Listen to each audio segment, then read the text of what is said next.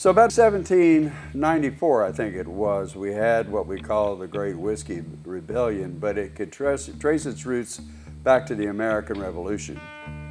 And the way it traced its way back there is the government, or the Continental government, ran out of money.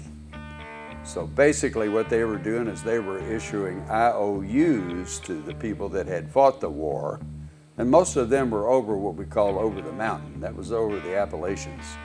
They were out here in this plain, and part of it was Kentucky. And the ones that ran everything were on the other side. They were the Tidewater people out of Virginia, North Carolina, and so forth. So basically, they offered the people that fought the war IOUs, then they had no way to pay it back.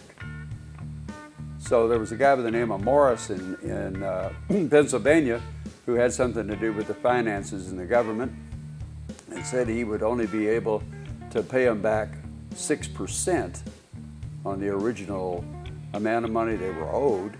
And some speculators got a hold of the idea and said, if we offer 7, we can buy all of these up, because surely it'll turn around before it's all said and done.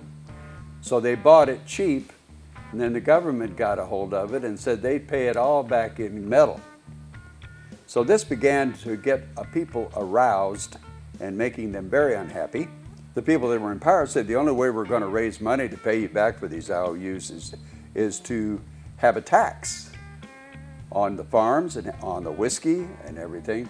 So about 9,000 of them took off for Pittsburgh in a big huff because they hadn't been paid, they had no money, and they didn't want to end up having to go back to Philadelphia to have their cases in court.